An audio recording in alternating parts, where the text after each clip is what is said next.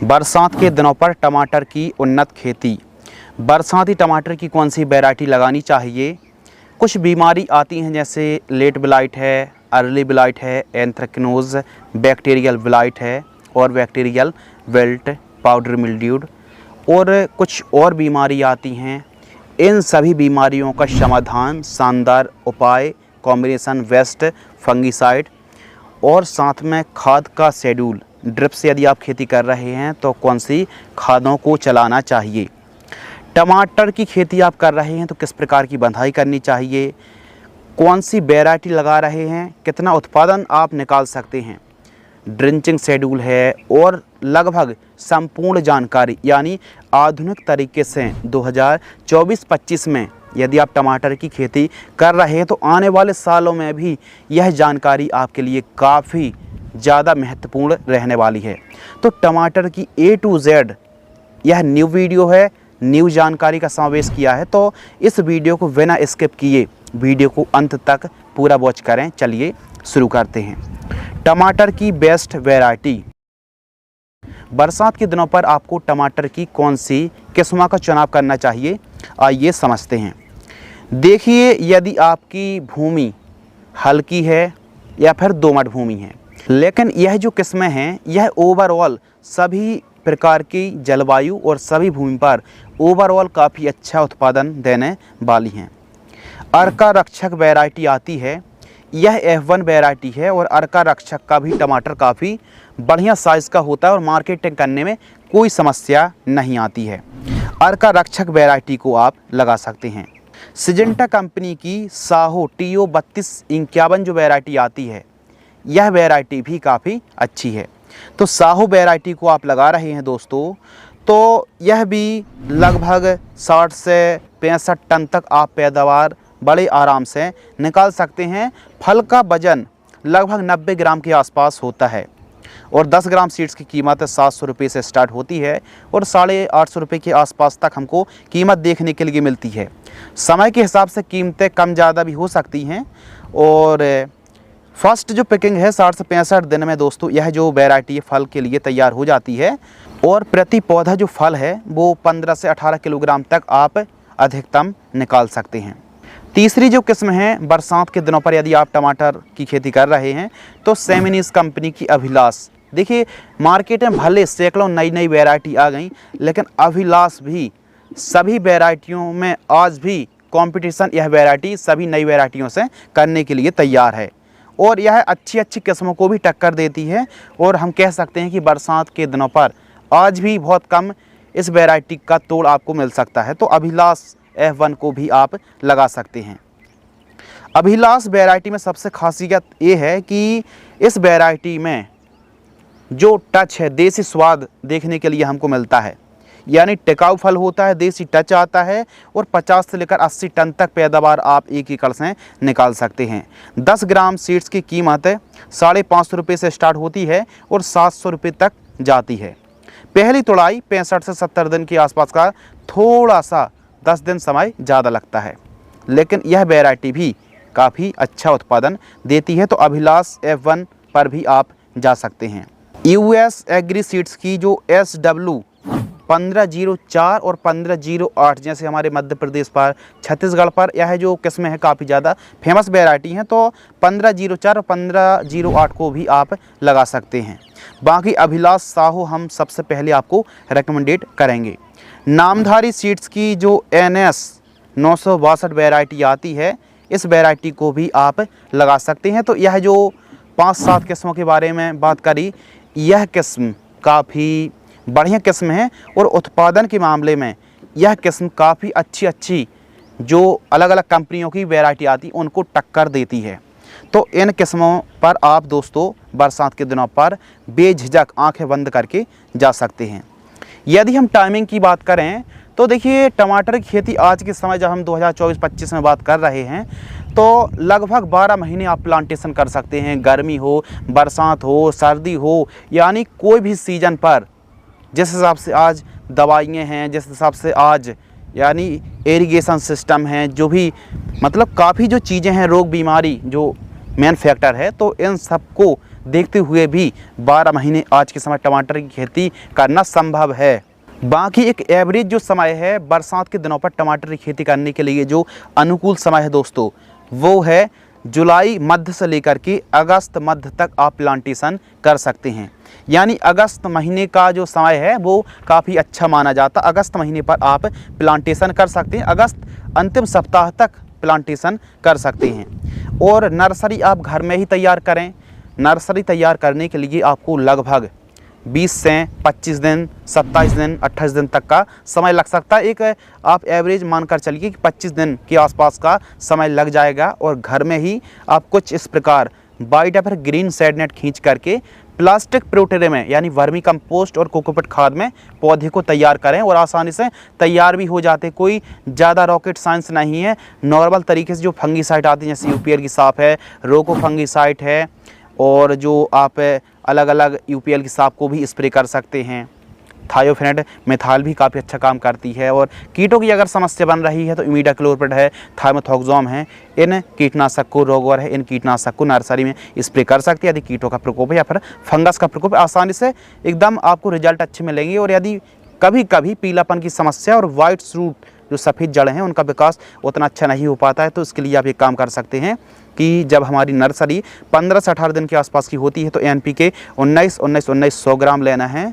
और इसके साथ आपको ह्यूमिक एसिड 50 ग्राम, सिजेंटा कंपनी की क्वांटिस 40 ml 15 लीटर पानी में घोल करके स्प्रे कर दीजिए। इससे जड़ों का विकास अच्छा होगा और फसल नर्सरी बहुत तीव्र गति से हरी भरी होगी। तो इस प्रकार आप नर्सरी घर में तैयार कर सकते हैं। और टाइमिंग का विशेष ध्यान रखें, यानी जुलाई के बाद आप प्लांटेशन करें, बहुत अच्छी फसल चलने वाली है।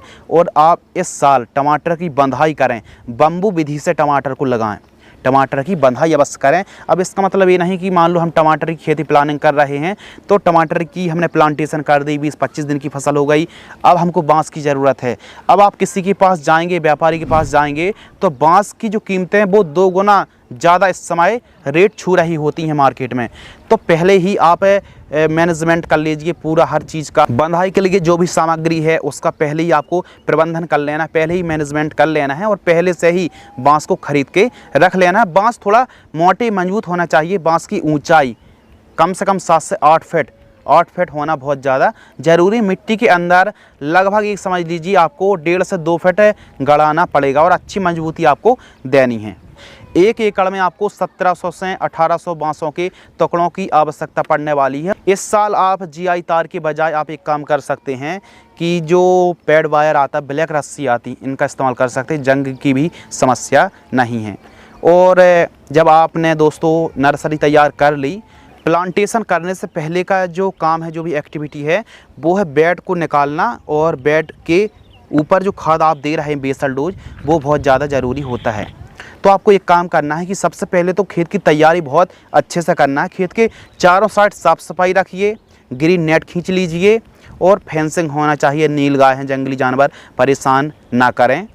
और उसके बाद खेत में अच्छी साफ़ सफाई, मिट्टी को अच्छी भुरभुरी करा लीजिए, बेड तैयार करा लीजिए, मल्चिंग पेपर बिछा दीजिए। जब आप बेड तैयार कर रहे हैं, बेड मेकर या फिर बेड ड्राइजर्स हैं, बेड तैयार कर रहे हैं दोस्तों, तो उस समय जो आपको बेसल डोज इस्तेमाल करना है वो इस्तेमाल करना है गोबर की खाद।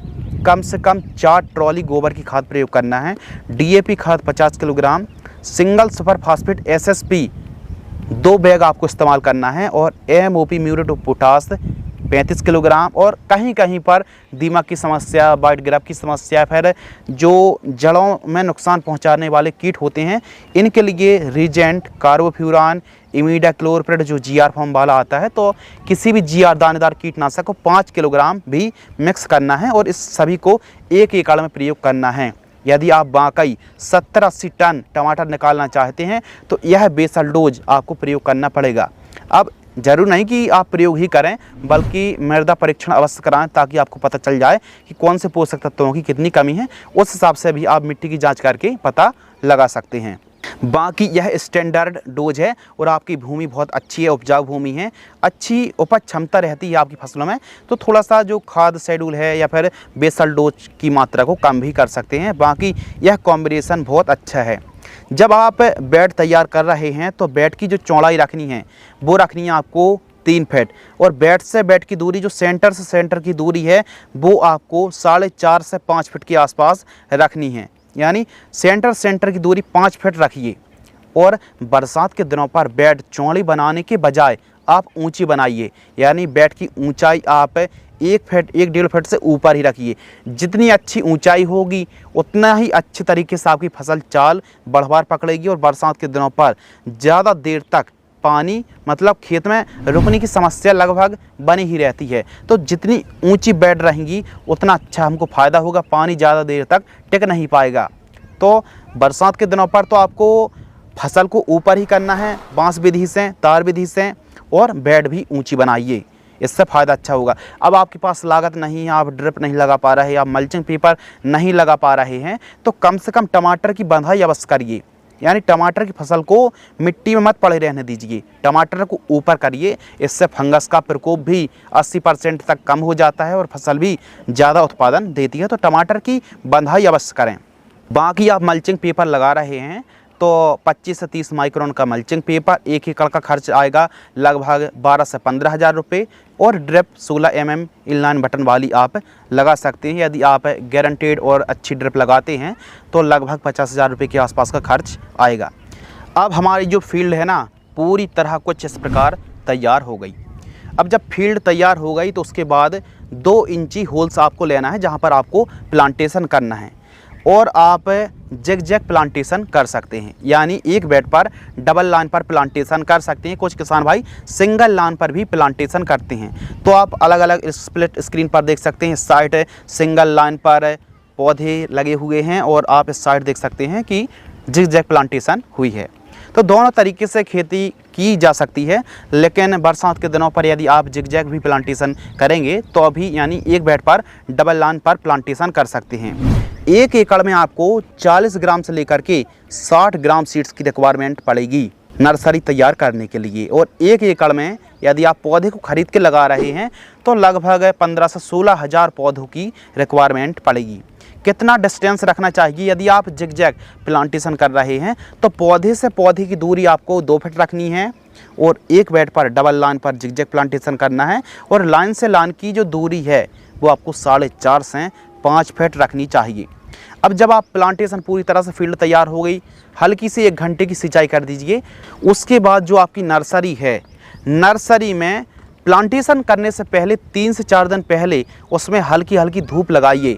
यानी उनको धूप देना बहुत ज़्यादा ज़रूरी है। बहुत ज़्यादा कमज़ोर नर्सरी होगी, एकदम से आपने प्लांटेशन कर दिया तो सूखने डंपिंग ऑफ जैसी समस्या क्रिएट्स हो सकती है। तो 3-4 दिन का बीच बीच में धूप लगाते रहें। फिर उसके बाद प्लांटेशन करने का जो तरीका है कि सबसे पहले आप डाउ एग्रोसाइंस की डेलीगेट या फिर घरडा की जैसे पुलिस आती है, दोनों में से कोई एक कीटनाशक को छिड़काव कर दीजिए नर्सरी में। फिर उसके बाद प्लांटेशन करना। ऐसा क्यों?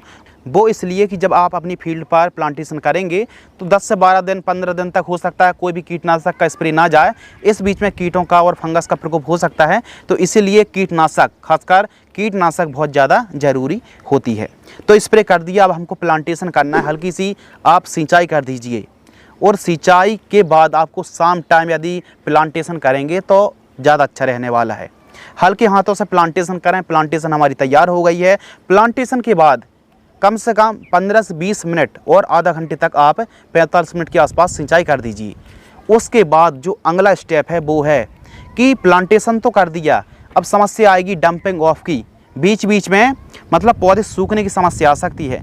तो इसके लिए आप एक काम करें कि 1 एकड़ में खेती कर रहे हैं तो कम से कम 100 से लेकर के 150 पौधे यानी गैप फिलिंग करने के लिए एक्स्ट्रा नर्सरी से ख़रीद के लाएं, या फिर बाद में भी आप नर्सरी से पौधे को ख़रीद के ला सकते हैं। तो सबसे पहले हम बात करते हैं ड्रिंचिंग शेड्यूल की। जो हमारी फसल अच्छे से हमने जब प्लांटेशन कर दी, प्रॉपर सिंचाई कर रहे हैं, अब सूखने की समस्या ना आए, क्योंकि मेहनत तो काफ़ी ज़्यादा हो ही रही है और खर्च भी लगातार बढ़ रहा है। तो इसके लिए पौधे यदि सूखेंगे या फिर कमज़ोर पड़ेंगे या फिर गैप फिलिंग भी हमको करना पड़ेगा, तो इसके लिए ज़्यादा समस्या ना आए, जो सूखने की समस्या वो ज़्यादा बढ़ रही है वो ज़्यादा ना बढ़े, तो इसके लिए आपको एक काम करना है। ड्रिंचिंग शेड्यूल 200 लीटर पानी में प्लांटेशन से 3 से 4 दिन के आसपास की फसल होती है तो कॉपर ऑक्सी क्लोराइड आपको लेना है 500 ग्राम। NPK 19-19-19 1 किलोग्राम लेना है। इन दोनों को ठीक तरीके से मिक्स करके 200 लीटर पानी घोल करके आपको प्रति पौधा 50 से 100 ml ड्रिंचिंग करना है, जड़ों से आधा इंच दूर। ध्यान रखिए, जड़ों से आधा इंच दूर।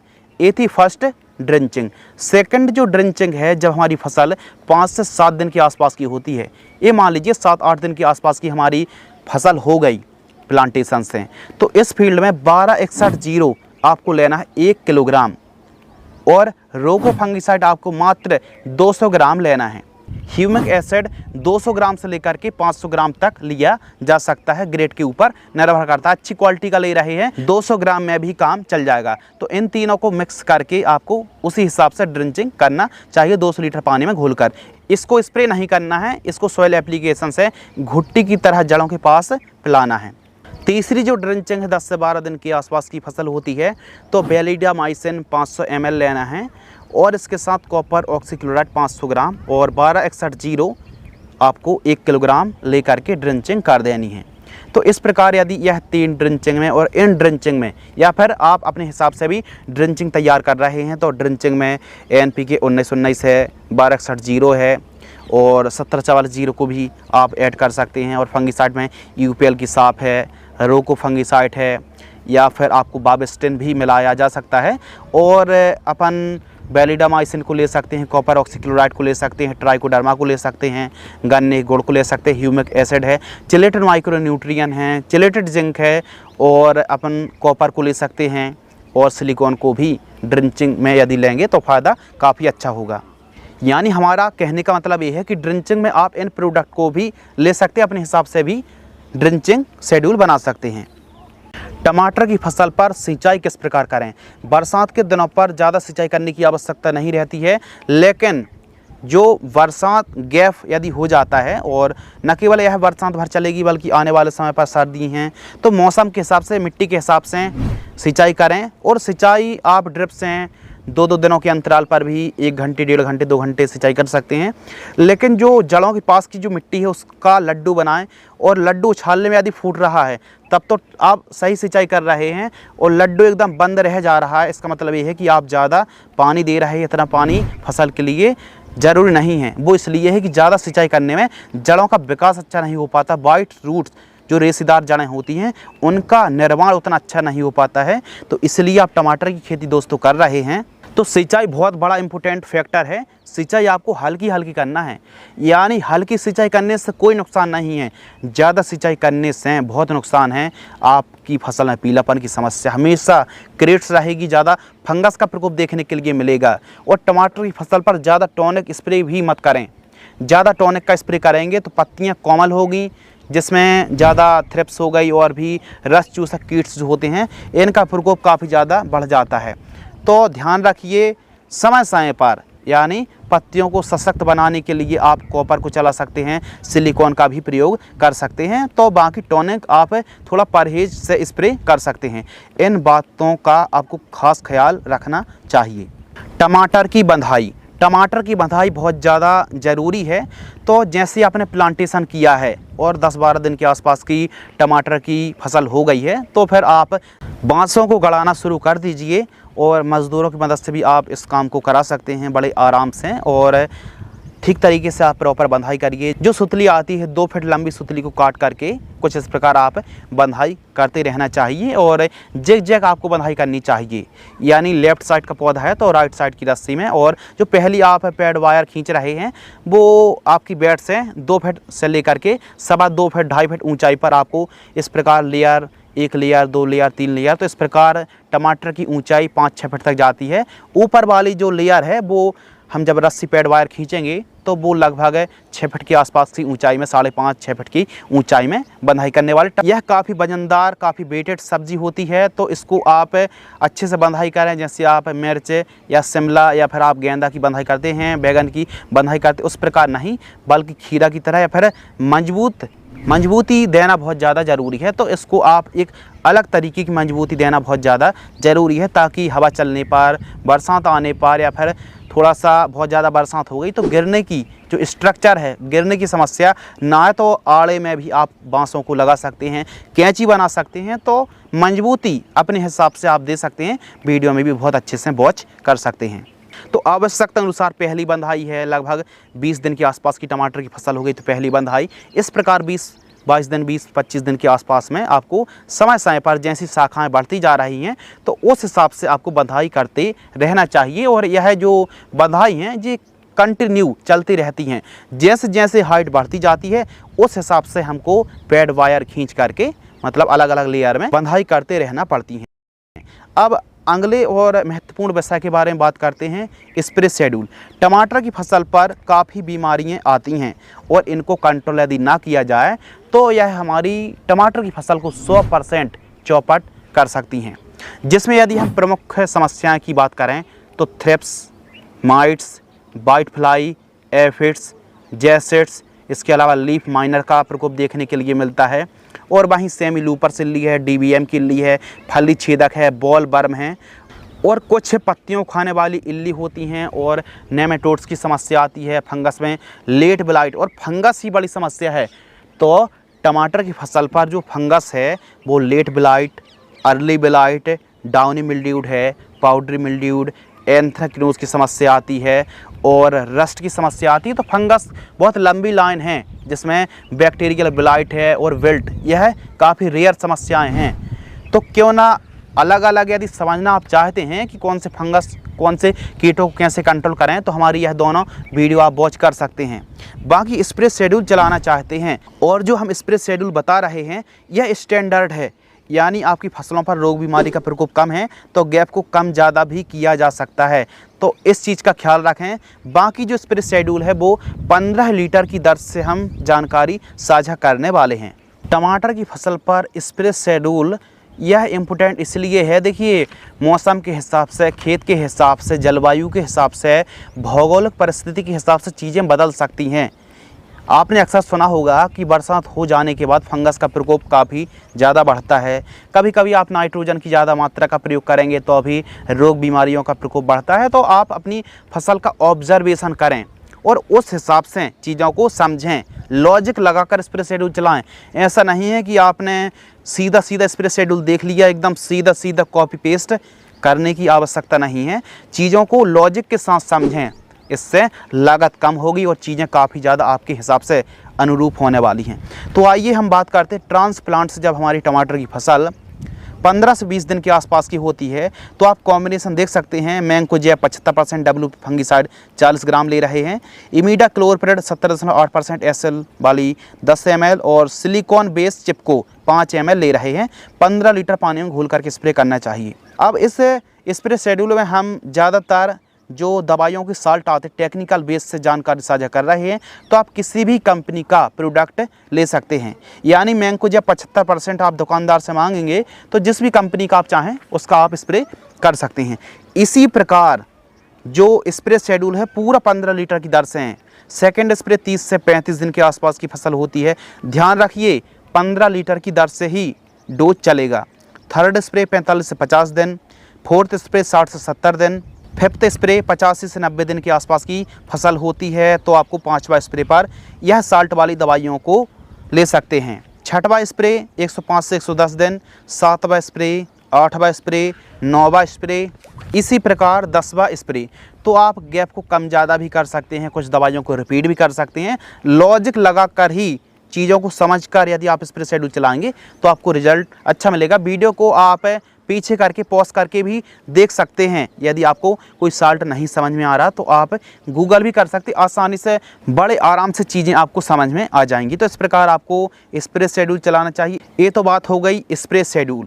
अब स्प्रे शेड्यूल की जब बात चल ही रही है तो कुछ और समस्याएं आती हैं, जैसे कि डंपिंग ऑफ की समस्या आने लगती है। तो इसके लिए आप बावेस्टेन या फिर थायोफेनेट मिथाइल की ड्रिंचिंग कर सकते हैं। टमाटर की फसल पर बिल्ट एक बड़ी समस्या है, तो बिल्ट को समझने के लिए आपको समझना पड़ेगा, पहचान करते आना चाहिए बैक्टीरियल बिल्ट है, फंगल बिल्ट है या फिर कोई और समस्या है। तो इसकी पहचान करने के लिए हमने फंगस का विज्ञान एक वीडियो अपलोड की है, उसमें फंगस की डिटेल से जानकारी दी गई है। उस वीडियो को देख करके आप फंगस की कंट्रोल विधि को आप समझ सकते हैं। टमाटर की फसल पर बिल्ट को पहचानें और उसको समय रहते आप वैलिडामाइसिन, ट्राइकोडर्मा जैसी चीज़ों को और ट्राइकोडर्मा को गन्ने के गुड़ के साथ मिलाकर भी प्रयोग कर सकते हैं। एक और समस्या आती है नेमेटोड्स की। टमाटर की फसल पर नेमेटोड्स की समस्या आ रही है तो इसके लिए वेलम प्राइम को चला सकते हैं और भी कई कंपनी की निमेटिसाइड्स आती हैं, उनका प्रयोग आप कर सकते हैं, वो भी आवश्यकता अनुसार। कभी कभी फसल की ग्रोथ रुक जाती है, ऐसा लगता है कि इसमें कर्लिंग की समस्या आ गई, लीफ कर्ल वायरस, या फिर एकदम जो पौधा है ना एकदम साइलेंट स्थिति में चला जाता है, तो आप पौधों को उखाड़ कर देखेंगे तो जड़ों के बीचों बीच गांठें भी बन जाती हैं। यदि ऐसा होता है तो फिर आप जो निमेटिसाइड्स आती हैं वेलम प्राइम और या फिर अलग अलग कंपनी की दवाइयाँ आती हैं, उनका भी आप सॉइल एप्लीकेशन से प्रयोग कर सकते हैं। बाकी लीफ माइनर को कंट्रोल करने के लिए स्प्रे में इमामेक्टिन बेंजोएट का स्प्रे कर सकते हैं और सॉइल एप्लीकेशन से आप सिजेंटा कंपनी की बोलियम फ्लेक्सी आती है, इसका भी प्रयोग कर सकते हैं, या फिर आप इमिडाक्लोप्रिड की भी ड्रिंचिंग कर सकते हैं जो GR फॉर्म में आता है, या फिर थाइमोथोक्सोम या फिर इमिडाक्लोप्रिड की भी ड्रिंचिंग कर सकते हैं, लेकिन बोलियम फ्लेक्सी ज़्यादा अच्छा काम करती है। ये तो बात हो गई स्प्रे शेड्यूल की। अब बात करते हैं खाद का शेड्यूल। तो खाद का जो शेड्यूल है दोस्तों वो कुछ इस प्रकार है। यदि आप ड्रिप से खेती कर रहे हैं तो ड्रिप में हमेशा घुलनशील खादों का ही प्रयोग करना पड़ता है जो कि पानी पर 100% घुलनशील होता है। इसके लिए फर्स्ट खाद 10 से 12 दिन के आसपास की होती है, तो इन दोनों खादों को मिला करके ड्रिप बेंचुरी के माध्यम से प्रयोग करना चाहिए 1 एकड़ में।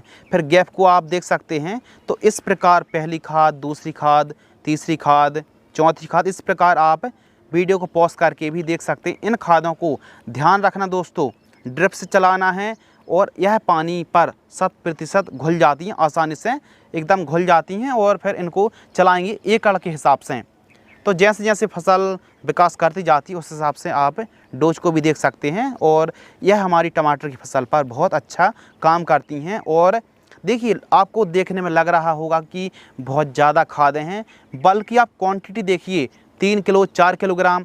आप मान लीजिए आप साधारण तरीके से खेती करते हैं, 1 एकड़ में आप 15-15 दिनों के अंतराल पर जैसे यूरिया खाद का प्रयोग कर रहे हैं, तो सोचकर देखिए 15-20 दिनों में आप 50 किलोग्राम यूरिया का प्रयोग कर रहे हैं, जबकि इन खादों को आप 1 दिन में 4 किलोग्राम, फिर 2 से 3 दिन का गैप रख रहे हैं। तो क्या होता है, और हो सकता है स्टार्टिंग पर 2 किलो ही खाद NP खादों को चलाया जाता है। इनको आप केजी के हिसाब से ना लाएं, क्योंकि केजी के हिसाब से महंगी पड़ती है। इनको आप 25 केजी 50 केजी का जो बैग आता है उनको लेकर के आइए, और फिर आप मतलब वेट कर करके आप ड्रिप से चला सकते हैं आवश्यकता अनुसार क्वांटिटी के हिसाब से। यदि फसल अच्छी हरी भरी है तो फिर आप नाइट्रोजन की रेशो को कम कर सकते हैं, फ्लावरिंग स्टेज पर फास्फोरस की रेशो को बढ़ा सकते हैं, और अपन जब फ्रूटिंग स्टेज पर फसल होती है तो पोटास की मात्रा को बढ़ा सकते हैं। और बीच बीच में आप ह्यूमिक एसिड है, कैल्शियम नाइट्रेट है, बोरॉन है, चिलेटेड माइक्रोन्यूट्रिएंट है, चिलेटेड जो जिंक आती है, चिलेटेड कैल्शियम जैसे प्रोडक्ट का भी प्रयोग कर सकते हैं। तो कुल मिला के जब हम ड्रिप से खादों को देते हैं कम कम मात्रा पर प्रयोग करते रहते हैं, ताकि जो पौधे को प्रॉपर न्यूट्रिशन, प्रॉपर भोजन मिलता रहता है। इसलिए कहा जाता है एकदम से ना खा करके यदि चीज़ों को थोड़ा थोड़ा खाएंगे तो वह हमारे शरीर पर अच्छा भी लगता है। तो इसीलिए जो खादें होती है इन चीज़ों को यदि आप न्यूट्रिशन जो पूर्ति कर रहा है न्यूट्रिशन का, तो खासकर हल्की भूमि पर जितना आप टुकड़ों में तोड़ करके खादों को देंगे उतना अच्छा आपको रिजल्ट मिलेगा। और यदि आप साधारण तरीके से खेती कर रहे हैं तो इस प्रकार खादों को चला सकते हैं। फर्स्ट खाद 25-30 दिन सभी को मिलाएं और जड़ों से 2 से 3 इंच दूर मतलब मिट्टी खोद करके 1 एकड़ प्रयोग करना चाहिए। सेकंड खाद 50 से 55 दिन, थर्ड खाद 70 से 80 दिन, फोर्थ खाद 100 से 120 दिन, फिफ्थ खाद 140 से 150, और वहीं आप छठवीं खाद देख सकते हैं। तो आवश्यकता अनुसार चीज़ों को समझकर खादों का प्रयोग करना चाहिए। अब यह जो खाद का शेड्यूल है और स्प्रे शेड्यूल है, स्प्रे शेड्यूल लगने वाली सभी प्रकार की बीमारी, चाहे फ्लावर ड्रॉपिंग की बात हो या फिर फ्लावर नहीं आ रहे हैं, फल फूल की संख्या बढ़ानी है, फलों में फटने की समस्या, फ्रूट क्रैकिंग की समस्या आ रही, सन वर्निंग की समस्या आ रही है, फिर जो पत्तियां हैं बहुत ज़्यादा कमज़ोर हो रही हैं, लीफ कर्ल की समस्या आ रही है, या फिर लीफ माइनर की समस्या है, ब्लाइट की समस्या है, फंगस की समस्या है, डिजीज़ की समस्या है, सभी समस्याओं को ख़त्म करने वाली है और पैदावार को बढ़ाने वाली है। तो सभी प्रकार की बीमारियों को, कीटों को ख़त्म कर सकते हैं, कंट्रोल कर सकते हैं, और खाद का शेड्यूल उपज बढ़ाने में, पैदावार बढ़ाने में आपको काफ़ी हेल्प करने वाला। ध्यान रखिए, वनस्पतिक स्टेज में नाइट्रोजन की मात्रा को आप बढ़ा सकते हैं क्योंकि नाइट्रोजन की आवश्यकता अधिक पड़ती है, लेकिन फ्लावरिंग स्टेज पर फास्फोरस की मात्रा को बढ़ाएं और फ्रूटिंग स्टेज पर जब फल की स्थिति पर हमारी फसल है, फ्रूटिंग स्टेज पर जब हमारी फसल है तो उस समय हम पोटास का प्रयोग करेंगे, सल्फर का प्रयोग करेंगे, कैल्शियम का प्रयोग करेंगे, बोरॉन का प्रयोग करेंगे तो फ़ायदा हमको बहुत अच्छा होने वाला। इस प्रकार आप चीज़ों को समझकर चीज़ों को अप्लाई करें।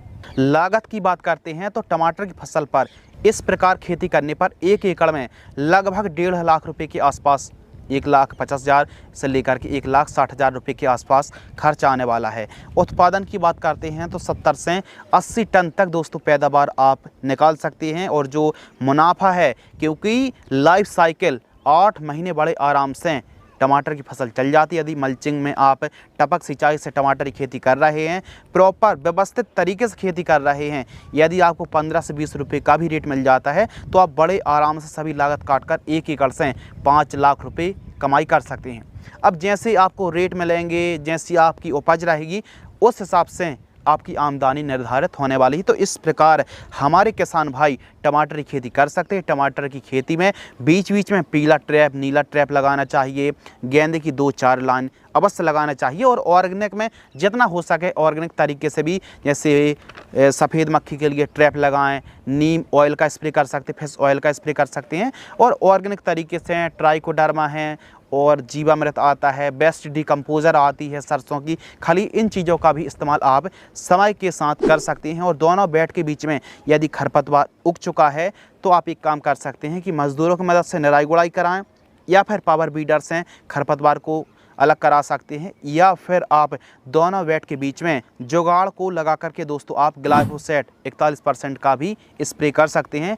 1 लीटर 200 लीटर पानी में घोल करके स्प्रे करें, फसल में ना पड़े क्योंकि फसल भी ख़त्म हो सकती है। तो इसलिए जहाँ पर खरपतवार बहुत ज़्यादा उग चुका है, मज़दूर नहीं मिल पा रहे हैं, तो एकदम साफ़ सफाई आपको रखना बहुत ज़्यादा ज़रूरी है। तो टमाटर के भाव इस साल लग रहे हैं कि आने वाले समय पर रेट बहुत अच्छे मिलने की संभावना हो सकती है। तो आपको क्या लग रहा है कि आने वाले समय पर टमाटर के रेट बढ़ेंगे या फिर घटेंगे? कमेंट्स में ज़रूर बताएं। हमने अपने तरफ से फुल एफर्ट लगाकर यह वीडियो बनाई है। अब बारी है आपके एफर्ट की, तो इस वीडियो में एफर्ट लगाते हुए वीडियो को लाइक कर दीजिए और एक शेयर अवश्य करिए। धन्यवाद।